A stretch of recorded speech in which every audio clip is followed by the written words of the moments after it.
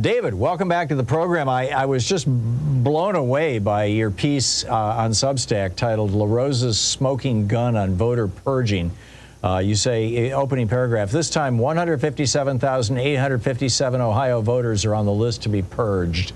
The state is doing, they're following through on the Supreme Court case where they gave them permission to do this, right?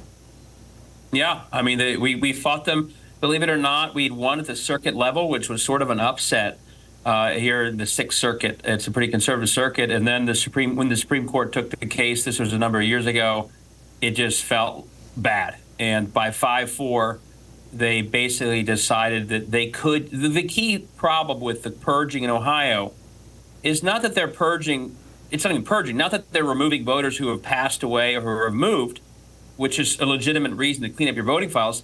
They use infrequent voting as the proxy for having passed away or moving.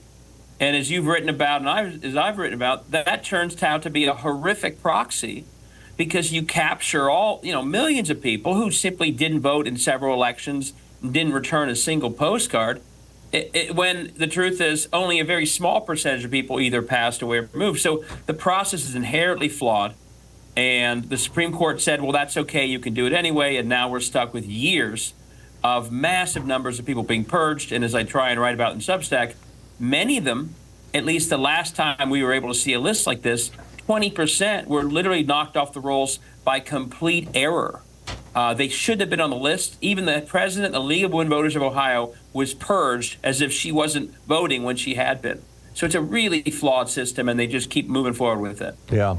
To what extent, I mean, I think a lot of people are familiar with how Brian Kemp, when he was Secretary of State in Georgia, purged over 100,000 people from the voting rolls.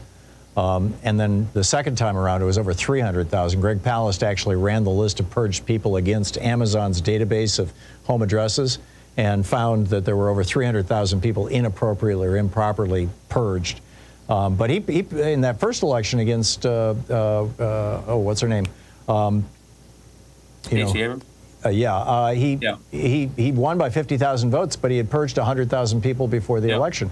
And most of those purges in Georgia are in Fulton County, or in largely black areas. Is that also the case in Ohio?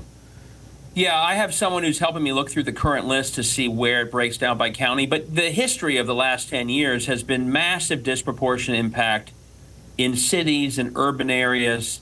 And not just, Cleveland, Cincinnati, Columbus, but Dayton, Youngstown. You have literally counties where the voting population has greatly diminished, even though the city grew or stayed even. So it's not that someone can say, well, people moved out, the population is actually smaller. The census doesn't reflect that. The electorate is smaller. One way to think about it that is stunning is Hillary Clinton actually won the registered voter population of Cuyahoga County, which is Cleveland. Cuyahoga County, Cleveland, is literally the county that gave Obama Ohio, and that's why he's president. Right. Hillary Clinton won a greater percentage of the voters of Cuyahoga County than Obama did. You'd never think that, but she did. But she won the county by like 50,000 fewer votes. Why? How does that happen? Because they had purged so many voters in the meantime that even a greater percentage victory resulted in fewer votes. And the same thing happened with Joe Biden. So they've really hollowed out a lot of the electorate that elected Obama president, again, through purging people who vote infrequently, which disproportionately impacts, let's summarize it as the Obama coalition. The data is very clear on that. Now, in our nearest neighbor, Canada, or in basically any other, advanced democracy in the world, this would never happen because all of these countries, we are literally the only OECD country that does not, as a matter of law or even constitutional law, specify that voting is a right. Here in the United States, voting is a privilege, as was restated by the Supreme Court in 2000 in Bush v. Gore. And yet, in 1993, when the National Voter Registration Act, NRVA, the so-called Motor Voter Act, was passed, the header, the descriptor of that law says voting is a right. The black letter, content of the law says voting in the United States is a right. And yet, the only time, to the best of my knowledge, the Supreme Court has even referenced that decision was in that case involving your Secretary of State, saying that he could purge voters. Yeah, and that law specifically said that this is how bad this decision was. And by the way, Breyer wrote a great dissent on this case. We talked about this previously. That law specifically says that infrequency of voting should never be used to trigger purging. Well, that's exactly what Ohio does. Right. Now, and what the Supreme Court said was, well, in between the first election you didn't vote in and the next one, you were sent a postcard. And if you didn't respond to it, that also triggered the purging. So that cleansed it somehow. But the answer is that's ridiculous. The only reason that people get onto the on-ramp of being purged is because they missed an election. And then later they miss another election. And so when you read the law you're talking about, it actually protected against exactly what's happening. But the Supreme Court basically wrote that out of the law. And one reason why why I'm a big advocate that whenever we have the majorities we need to pass new voting rights laws is you could rewrite it so it was more clear than the Supreme Court apparently thought that you should not be able to use infrequency of voting to trigger purging. Right. And that's the fatal flaw. Again, it's 2024. Of course we could figure out who's passed away and who's moved. This isn't rocket science. Right. The idea that they are literally, I mean, when you and I walk into a store, Facebook starts sending us ads about the store we're in.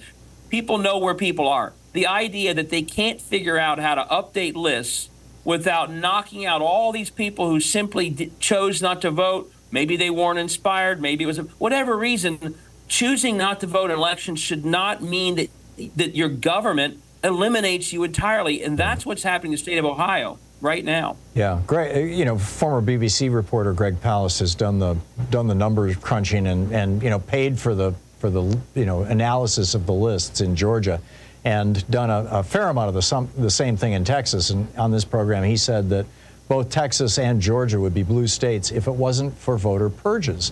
Is that also true of Ohio? I mean, so the thing I broke down on my Substack was that Frank LaRose said that the recent purging, it's the most accurate ever. Well, that means he's basically by the way, I don't want to hear something more accurate when it comes to purging. It's either accurate or it's not. Right. But by saying that, he was admitting that the past purges were flawed. Well, what was the error percentage in 2019's purge? It was 20%. If you run that 20% or worse, and LaRose's tweet is essentially saying, yeah, it was pretty bad. You run that against the 2 million plus that have been purged, that's 400,000 voters. Of course, that's a margin of victory. That blows J.D. Vance out of the water in his last run against Tim Ryan. So we're talking hundreds of thousands of voters, disproportionately voters of color, in a state that was purple or blue in 8 and 12. So it's an enormous number of voters. It very well tips the state from being what now feels pretty red to, I'd say, at least sort of a toss-up state. It's a massive scale that we're talking about here. I think this is going on. And that's only the errors I'm talking about. Not only the broader policy. I'm talking about just data errors alone was 400,000 if you do the math. Well, yeah, on I mean, the one list we ever saw. Breyer pointed out in his dissent, you know, in that Supreme Court case. You're going to have to remind me of the title of it. I cannot. It was Husted versus Husted, A. Philip Randolph Institute. Yeah, A. Philip Randolph, right. You know, he pointed out in that decision, in his dissent, that in the previous election, Ohio had purged roughly 10% of the electorate, and that only 4% of people typically vote in any, you know, within that 2 or 4 year period. I forget which it was. You know, in a state. I mean, it was just totally outrageous. The dissents are infuriating in that case, or the dissent. They really are. I hadn't read it. I teach this course at law school here at University of Cincinnati, and I really hadn't studied that dissent until a couple of years ago, and it really makes, I mean, it, like you said, it makes your blood boil, because he's basically explaining the mathematical flaw. The fatal flaw is you're using a net that captures 50% of the voters that typically don't choose to vote a single election. That's the entry point to try and get to the 4 or 1% that either move or pass away. So in no other world would you use such a horrible proxy to get to what is actually a very narrow group of people.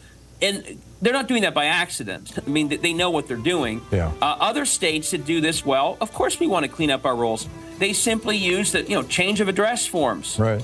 They'll use, data from local coroners. We can figure this stuff out if we're trying to. No, but this is clearly here, that's not what they're trying to do. This is they an like effort. that they're capturing these voters. Yeah, this is an effort to suppress mostly the black vote. Absolutely. Yeah, absolutely. David Pepper, check out his Substack newsletter. It's brilliant. David, thank you so much for dropping by.